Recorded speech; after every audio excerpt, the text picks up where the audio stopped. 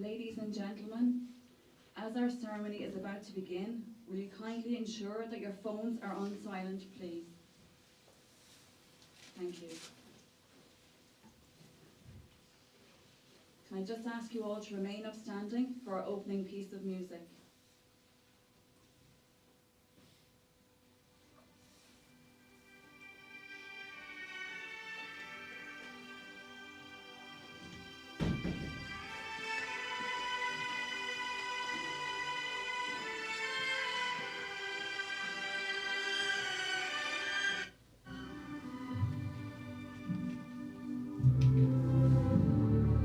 Cuando solo soñaba y también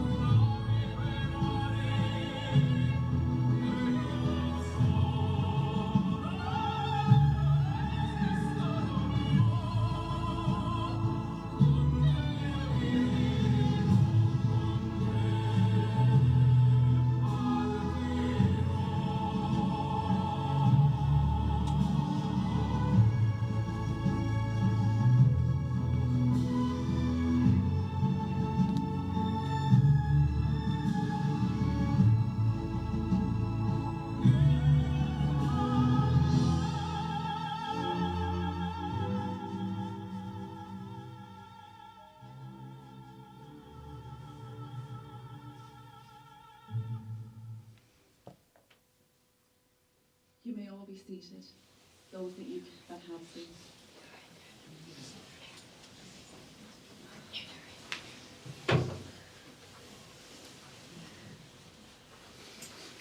Good afternoon, everyone, and welcome. We are here today to honour and celebrate the life of Amir Mazahery. To his family, he was Amir. To many here, he was also known as Chris.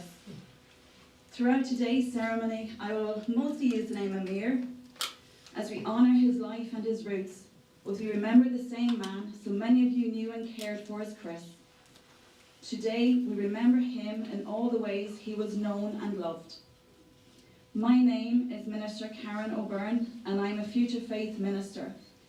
It is a true privilege to stand with you today as we come together to acknowledge Amir's passing and to support one another with care, compassion, and understanding. We also hold in our thoughts those who cannot be here with us in person. This ceremony is being shared with family and friends joining from afar, including loved ones in Iran, South Africa, and in many places around the world. On behalf of Geraldine and Darius, we warmly acknowledge each of you who are watching and remembering with us. Though distance separates us, we are united in our love and in this shared farewell. I had the honour of spending time with Geraldine and Darius as we prepared for today. They spoke of Amir with great love and pride and shared many special memories of his life. This ceremony has been crafted with deep care as a tribute to Amir, to the life he lived and to the love he shared with those around him. We hold in our thoughts and prayers his beloved wife Geraldine, his son Darius, his sisters Talat, Sanat, Rafat, Fatima and Humara, and his brother Dawood. We also remember all his nieces and nephews, his extended family, and his many dear friends who will miss him greatly. The family are deeply grateful for your presence here today, for your support, and for the kindness you continue to show them at this time.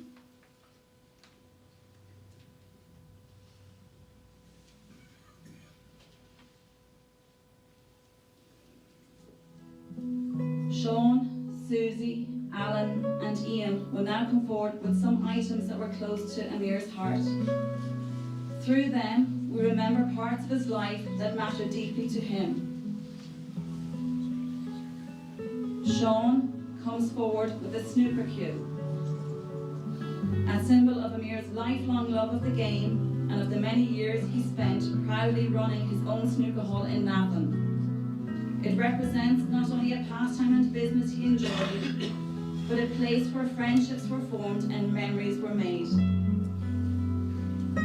Susie now brings forward a dog lead, a symbol of Amir's great love for his dog Danny. Danny was his constant companion, his little pal who went everywhere with him.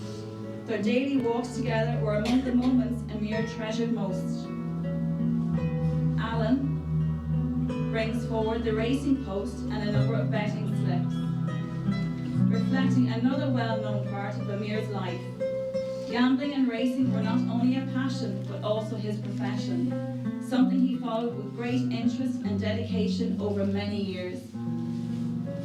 Ian now comes forward with Amir's passport and driving license, symbols of a life that was rarely still. Amir travelled widely through his work, with many journeys taking him across different countries and often to places such as Las Vegas.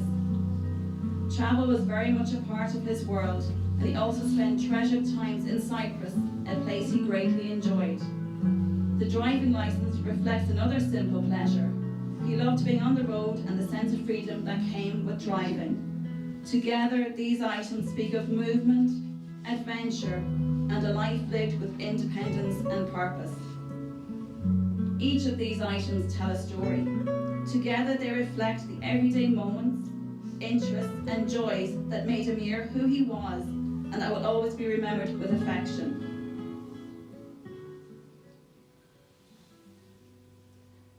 Thank you, Sean, Susie, Alan, and Ian. At this point in the ceremony, I would like to invite Sarah to come forward to read.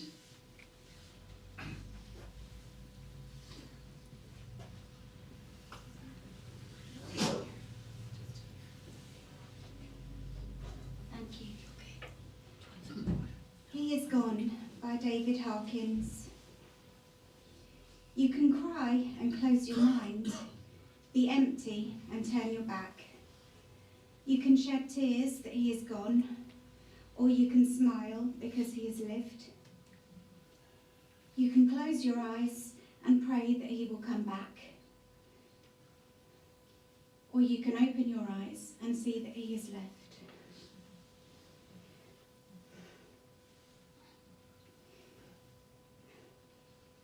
Your heart can be empty because you can't see him, or you can be full of the love that you shared. You can turn your back on tomorrow and live yesterday, or you can be happy for tomorrow because of yesterday. You can remember him and only that he is gone, or you can cherish his memory and let it live on. Or you can do what he would want. Smile, open your eyes, love, and go on.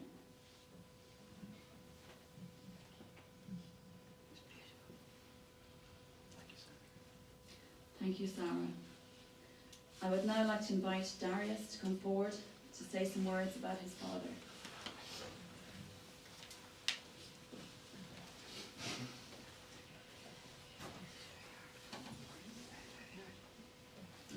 Good morning. Thank you all for coming. A father is someone you look up to, no matter how tall you grow. Amir, Chris, was many things. A husband, a gambler. He was kind. To me, he was a terrible singer. And he was also my father, my Baba. He was born in Iran during a tumultuous time in that country's history, and he found a way to survive. He was the youngest of all children in his family, and was a self-proclaimed handful to his parents and to his sisters.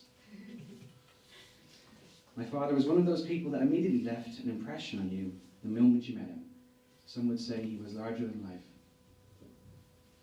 One of those people that you instantly knew this person was not just intelligent, but knew how to use his intelligence. This was clearly evident at a young age when he was accepted into an international German-speaking school in Iran, which required you to pass an entrance exam. He still tells me about that day in my dreams. Chris would usually get the correct answer any daytime show like The Chase long before the contestant could even think of what's going on.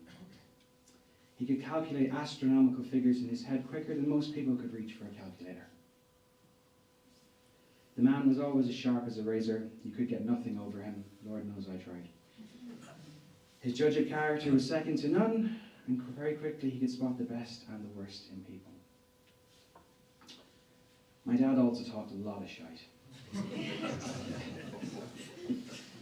He embellished, he exaggerated, and I'm sure every one of you has a story where he exaggerated to no end. He once told me he won £20,000 playing closest to the wall. You know the child's game where you flick the coin off the wall? Ultimately, Amir was a man you could depend on. You could come to him with an issue, big or small. He would give you advice, and if you could help, he would. And I'm sure all of you again have a story about that, how my dad came to your aid.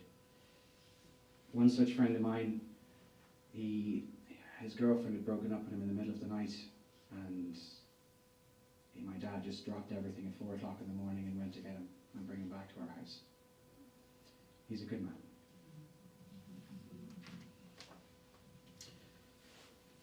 For all of his mathematical prowess, though, my father was deeply superstitious, as most gamblers are. He refused to buy a blue car under any circumstances. Certain people were officially declared jinxes, and not to be in the presence of when a horse race was on. During one particularly bad run at work, a friend told him about an old Russian tradition. If you behead a chicken, it cleanses the house of bad luck. So naturally, Dad bought a chicken. Now, according to my mother, the chicken came into our house flapping in a plastic bag. I came home from school one day and was asked to take the bins out to the garage, and a chicken flew at me. Needless to say, Dad couldn't finish the job, and the head said chicken. He called George to carry out the deed, and George told him to politely stick the chicken back where it belongs. Geraldine released the chicken, and it got chased down the street and caused a commotion with a few cars. It ran up a tree and we never saw the chicken again. Needless to say, Dad's bad luck continued. At his core, he was a family man. He often expressed how Geraldine and myself were his world. My father truly loved Geraldine.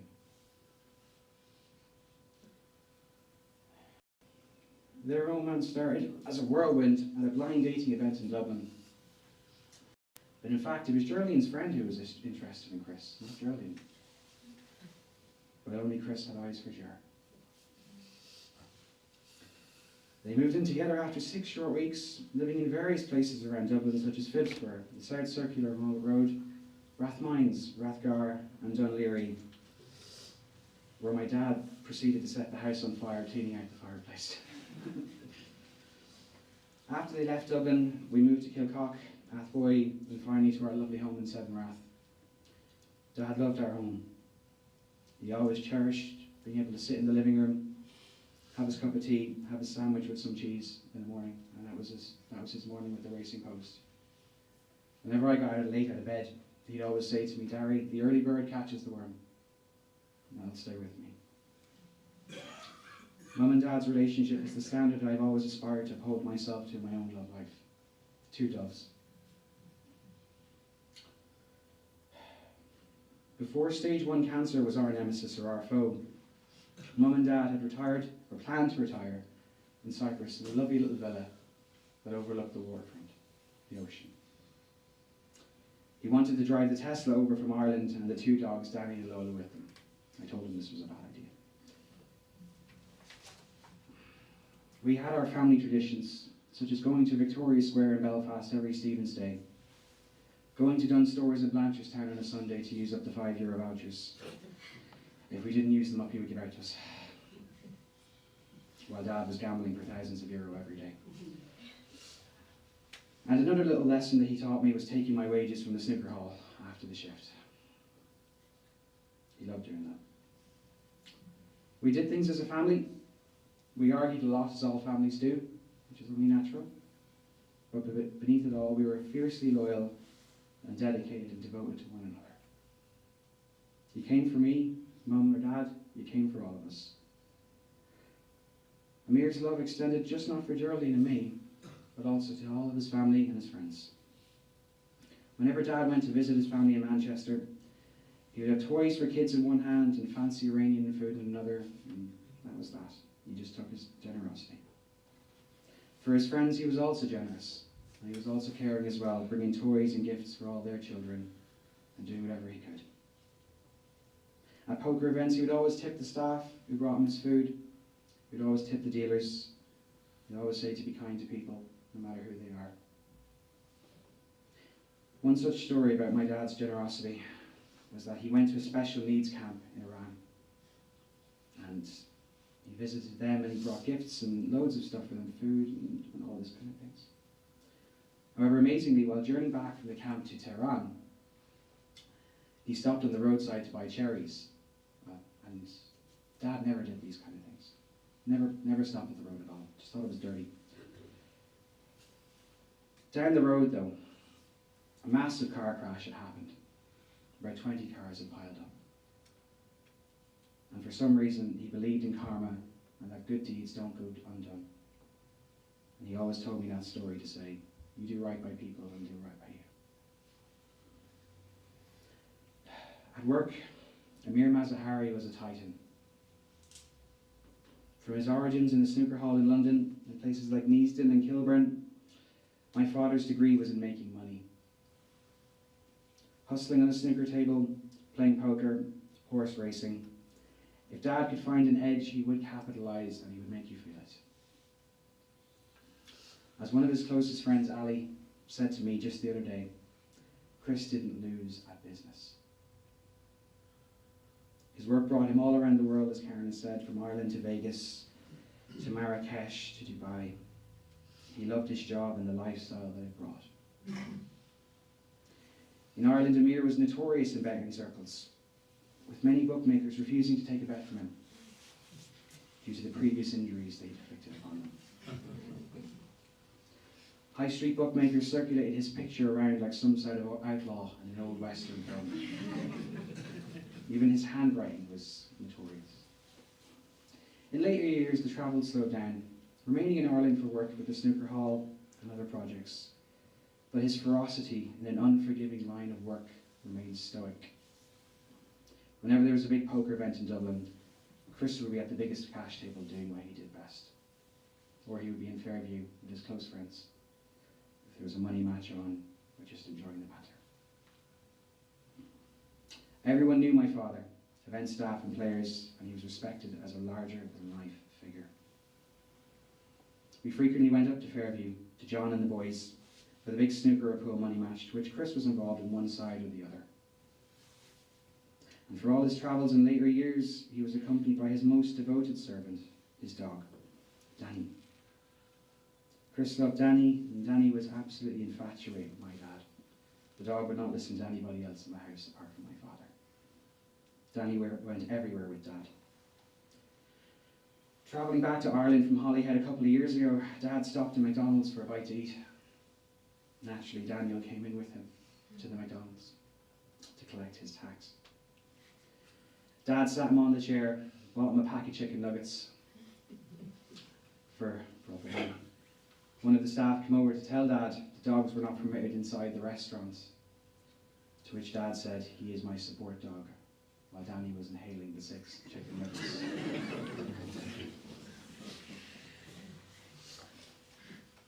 I had just finished in dental school. Geraldine had retired from work, and as I said, Mum and Dad had planned to retire by the seafront in Cyprus. They went to Cyprus to sort the apartments out, where he developed an apparent sore throat. They thought it was from the air conditioning. When they returned to Ireland, the sore throat persisted. And Geraldine, being the diligent and loving person she is, said, "Go to the GP." From there, the cancer diagnosis was given a few weeks later.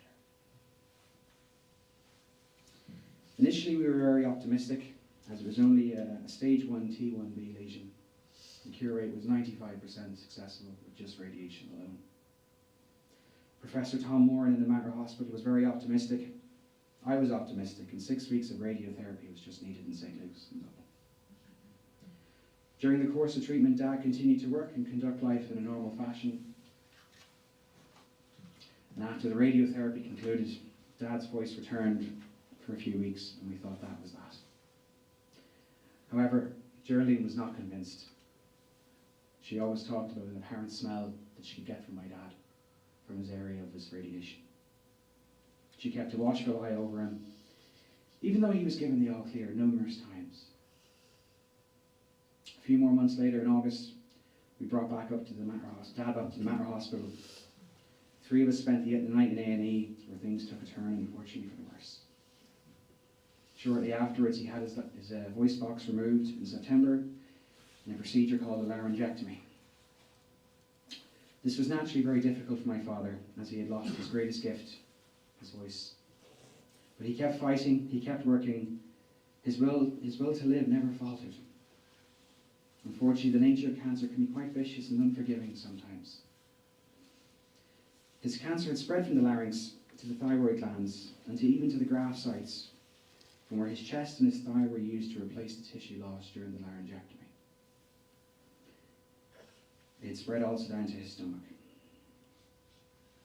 Professor Moran called Geraldine and myself on Monday, the 10th of February, to inform us that Chris's cancer was inoperable and incurable. He was placed on palliative care.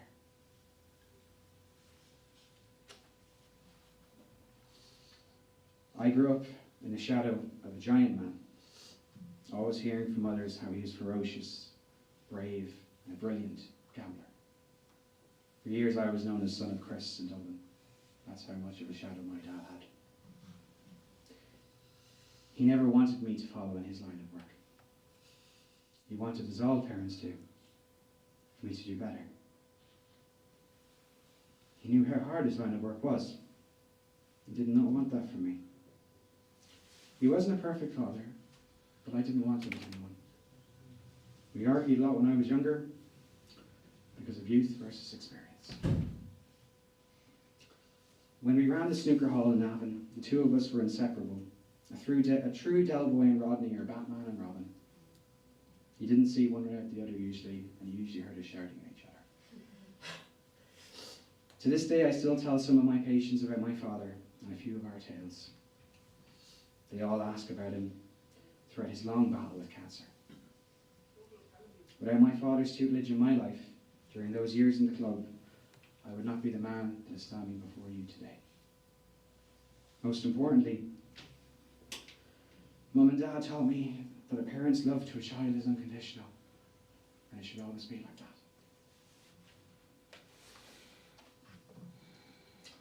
As a child, I remember my dad brought me to the cinema in Navan to watch a movie on its opening night. The cinema was packed, it was full. He passed out asleep 15 minutes into the movie, snoring. What woke him up was not the explosions from the movie, or me poking him to wake up, but it was his telephone ringing for a bet. We never went to the cinema again after that. One of my first pay slips from working in the local supermarket up here in SuperValue, my dad had expressed the week before about going to see Eric Clapton, how he knew him in London, or he'd met him in London. And I said, right, well, I'll buy us Christmas tickets. See him in the Point, is what it was known as at the time. He fell asleep during Layla in the Point, you know. But that was true to form, and that was my dad. He still wanted to go with me. When I had my first heartbreak, he heard me crying downstairs. He came down and just held me, telling me everything would be okay. After 6 long years in Bulgaria, where he came out to visit me, and he spent some time knowing my life there, he met some of my professors, he met my friends. Dad made sure to make the day his own by grabbing the graduation cap, the diploma, and getting his photos. The professors didn't recognize this mature student standing in front of him. I will miss these moments with my father.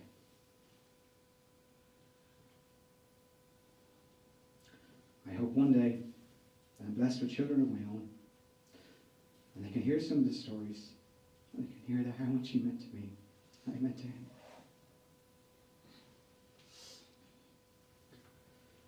I started with a quote, and I'd like to finish one by Thomas Campbell.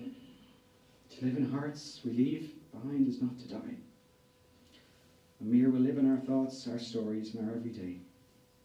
Thank you.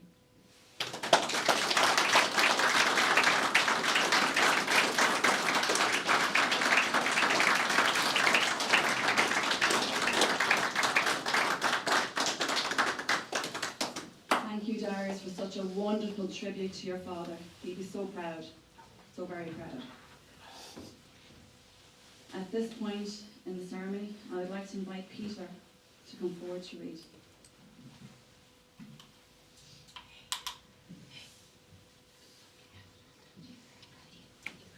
Peter, there.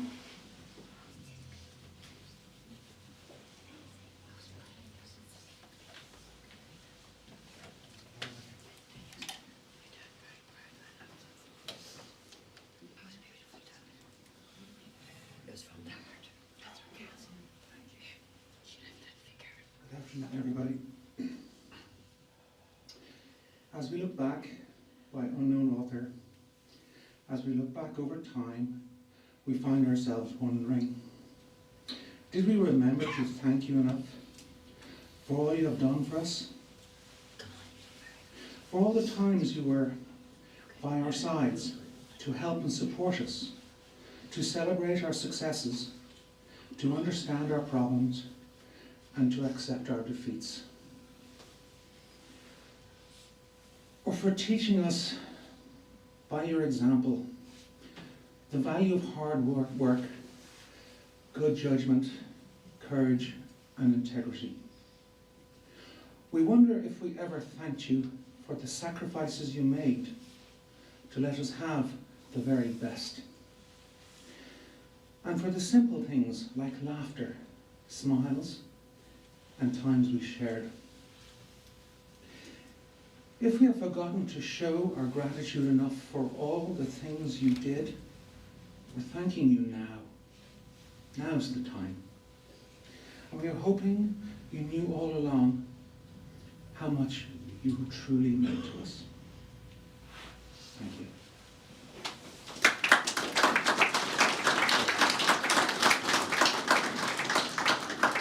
Thank you, Peter. I would like to invite Geraldine, Darius and Talat just to take the rose that you have there with you and just to place it on the coffin in front of Chris's photo.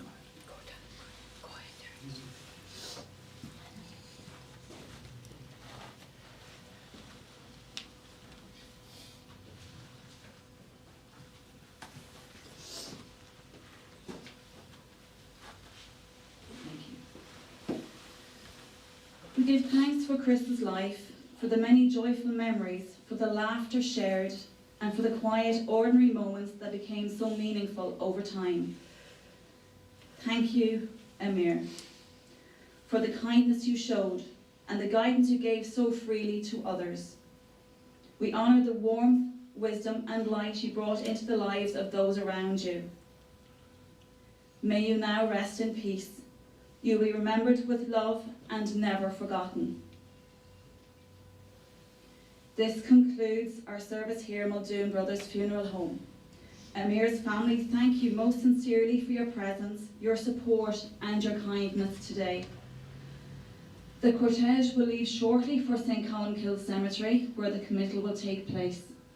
All who wish to do so are warmly invited to accompany the family to the cemetery and to join them there for the final farewell.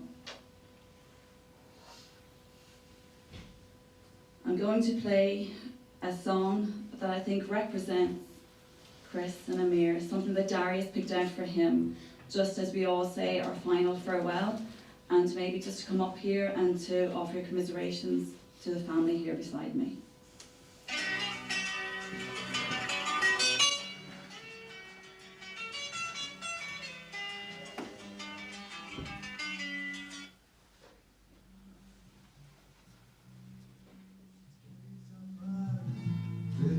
پیشم بی خبر اسیر رویاها میشم دوباره باز تنها میشم به شب میگم پیشم بمونه به باد میگم تا صبح بخونه از دیار یاری چرا میری تنها میذاری اگه فراموشم کنی هرگه آموشم کنی پرنده دریا میشم